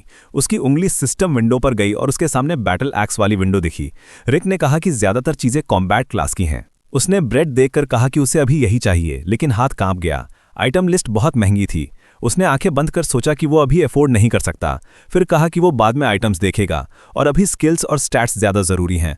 उसका हाथ इधर उधर घूम रहा था। उसने सोचा कि वो शेफ्स सॉस और शेफ्स आय ज़्यादा इस्तेमाल करता है। उसके चेहरे पर तनाव आया और सिस्टम विंडो में बेसिक डैगर मास्टरी लिखा था। सोल्जर ने हाथ फैलाए और रिक ने याद किया कि ये वही स्किल है जिससे डैगर चलाना और उसकी लड़ाई की पोजीशंस जल्दी सीख ली जाती हैं।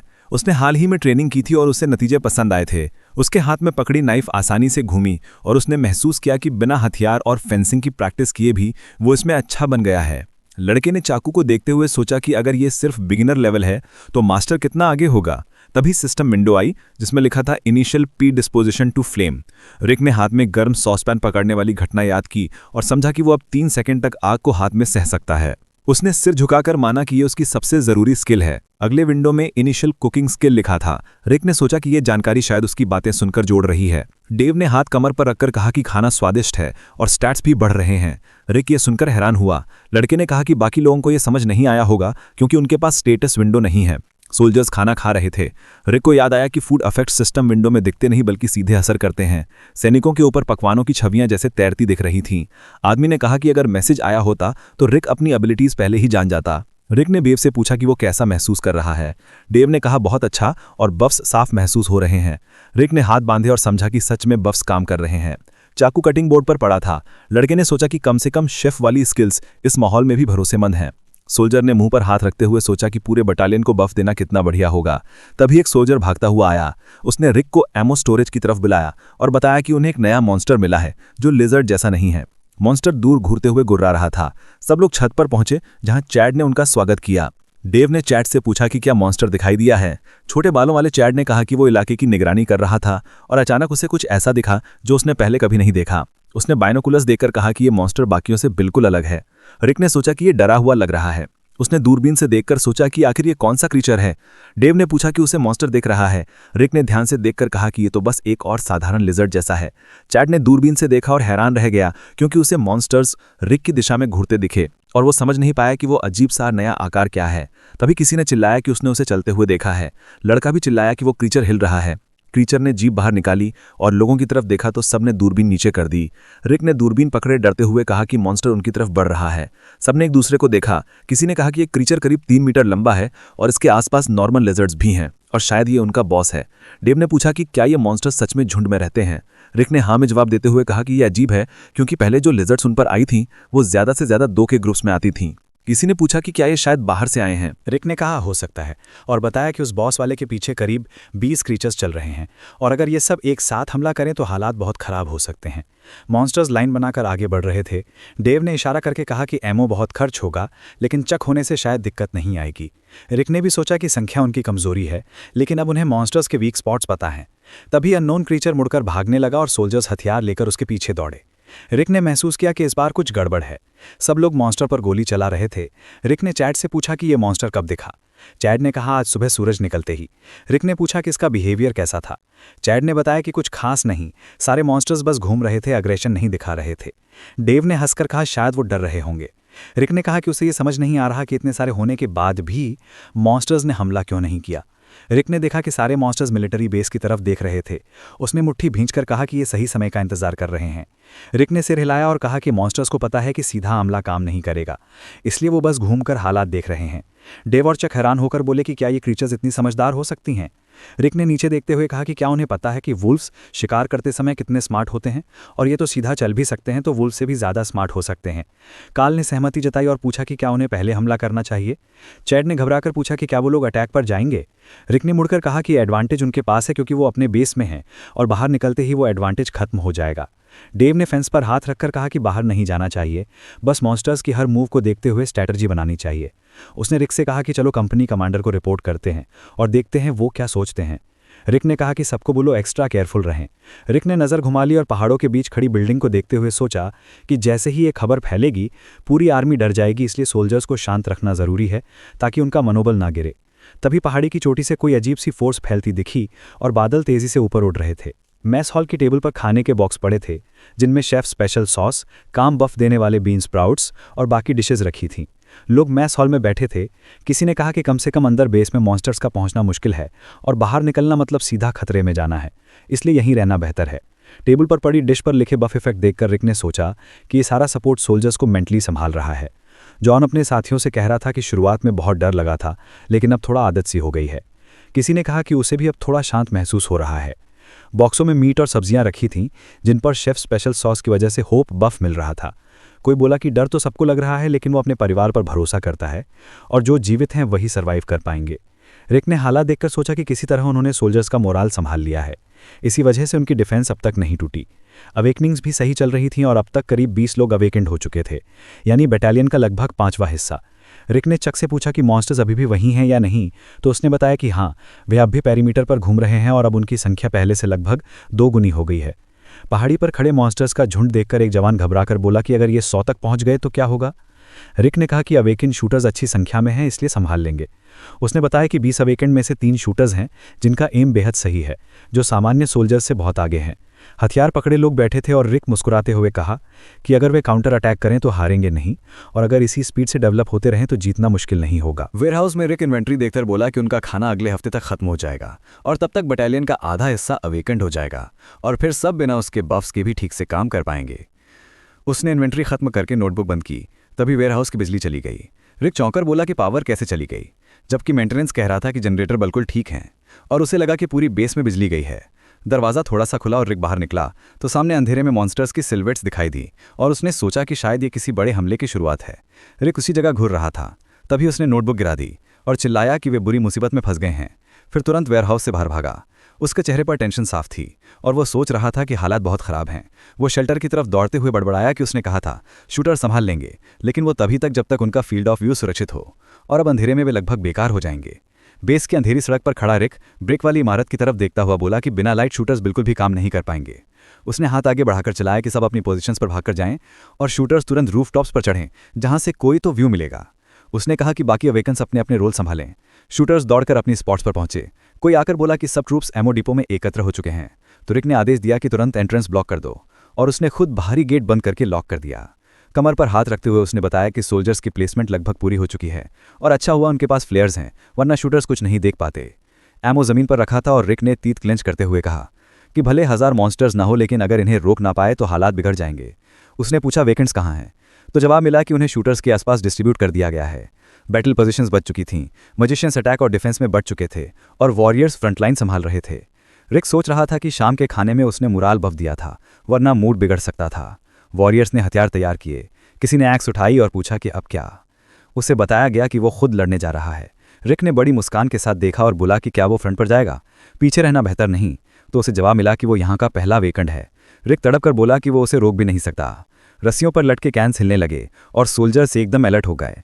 कोई लैंटर्न लेकर खड़ा था, तभी रिक ने दाईं तरफ देखकर कहा कि वे आ गए। हवा में एक चमक उठी, बिल्डिंग सामने साफ दिखाई देने लगी। बाइनोकुलस लिए एक सोल्जर ने आंखें फाड़ ली, क्योंकि मॉन्स्टर्स पूरे झुंड के साथ फेंस की ओर दौड़ रहे थे। उनकी आंखें चमक रही थीं। भीड़ तेजी से करीब आ रही थी। कोई चिल्लाया कि तुरंत ऑर्डर दो। कैप्टन ने टीथ क्लेंच करते हुए परमिशन दी और अगले ही सेकंड कमांड गूंजी कि सभी यूनिट्स ओपन फायर करें। सोल्जर्स ने मशीन गन्स उठाकर लगातार गोलियां बरसानी शुरू कर दीं। गोली हवा चीरती निकली। लगातार फायर होते ही सारे मॉन्स्टर्स आगे धकियाते हुए तेजी से पास आने लगे। एक गिरा, दूसरे दर्द से कराहते रहे और रिक ने सामने देखते हुए सोचा कि नाइस, खाना सच में काम कर रहा है। लेकिन भौहें चढ़ाकर जोड़ दिया कि अगर फ्लेयर्स ना होते तो हालत बहुत खराब हो जाती और हर स्टेप बहुत ज़्यादा रिस्की होता। तभी एक भारी दहाड़ सुनाई दी। बॉस निकल आया। उसकी आंखें पीली रोशनी से चमक रही थीं। रूफटॉप पर खड़ा शूटर चिल्लाया कि यही सबसे खतरनाक है और पूरा फायर इसी पर लगा हो। किसी का मैगजीन गिरा, कोई रिलोड कर रहा था। एक सोल्जर ने एम जमाया और बोला कि वो बॉस को गिरा देगा, लेकिन रिक की आंखें फैल गईं। स्टॉप, क्या कर रहा है वो? बॉस सीधा उनकी तरफ देख रहा था और सिस्टम विंडो चमकी। बॉस आई, rarest strongest lizard, absolute authority. Rick fence के पीछे खड़ा सोच रहा था कि ये तो इन सारी लिजर्ड्स का लीडर है। अगले ही पल बॉस ने सारी गोलियों को आसानी से डॉज कर दिया। सोल्जर्स चिल्ला उठे कि वो बहुत फास्ट है। एकदम लाइटनिंग स्पीड में वो आगे भागने लगा। रिक ने टीथ क्लेंच करते हुए सोचा कि चाहे कितना भी स्ट्रांग हो, खुद को सामने से एक्सपोज करना बेवकूफ़ी है। लेकिन बॉस की ग्लोइंग आइज से साफ था कि वो जानबूझकर खुद टारगेट बन रहा है। तभी उसने चीख मारकर पूरी वैली हिला दी। बाकी लिजर्ड्स तुरंत सर झुकाकर उसकी तरफ झुक गए और एक भारी साउंड वेव फेंस तक आकर टकराई। सोल्जर्स ने सर पकड़कर चीख मारी। रिक आंखें ढककर चिल्लाया, ये कैसा अटैक है? तभी सिस्टम विंडो चमकी, you are under the effect of a strong skill. उसके बाद दूसरी window, all lizards strength up, speed up. फिर तीसरी, all lizards temporary bullet proof. Rick दंग रह गया। अगली विंडो आई, all nearby non lizard creatures confusion disorganisation inaccuracy. Soldiers की आंखों के सामने भी वही विंडोज चमकी। सब पैनिक में इधर उधर देखने लगे। कोई सर पकड़कर बैठ गया, कोई लड़खड़ा गया। रिक ने टीथ क्लेंच करते हुए सोचा, डैम, सब कुछ बिल्कुल वैसा ही हो रहा है जैसा सिस्टम ने वार्निंग दी थी। कन्फ्यूजन इफेक्ट की वजह से कोई खुद को संभाल भी नहीं पा रहा। सामने से तेज गर्जना आई। मॉन्स्टर्स पूरी रफ्तार से फेंस तोड़ने दौड़ रहे थे और हालात एक पल में पूरी तरह कंट्रोल से बाहर जा रहे थे। अपने हथियार को कसकर पकड़ते हुए रिक ने सोचा कि उनकी डिफेंस गिर रही है। तभी एक सोल्जर घबराकर पीछे मुड़ा और चिल्लाया कि वो लोग क्या कर रहे हैं। चक ने भौहें चढ़ाकर दहाड़ा कि सभी होश में आओ और फायर फिर से शुरू करो। मॉन्स्टर्स सामने से पागलों की तरह झपट रहे थे। गोलियां उड़ रही थी, लेकिन रिक की आंखें हैरानी से फैल गईं क्योंकि फायर की स्पीड आधी रह गई थी। उसने माथा कसकर सोचा कि ये वही डीबफ है जो उस खास लिजर्ड ने डाला था। सोल्जर्स एम कर तो रहे थे, लेकिन ऐसा सुनाई दिया जैसे गोली काम ही नहीं कर रही हो। सारी गोलियां अवेकेंट को दे दो, आवाज उठी। रिक के मन में डर बैठ गया कि अवेकेंट सोल्जर्स की बुलेट्स तक इस मॉन्स्टर को खरोंच नहीं दे पा रही। एक सोल्जर ने दहाड़ कर पूछा कि अगर उसके पास इतनी ताकत थी तो ये पहले क्यों नहीं इस्तेमाल की। रिक ने नजर हटाते हुए कहा कि सिस्टम विंडो में लिखा था कि इफेक्ट टेम्पररी है, यानी डीबफ जल्द ही खत्म होगा।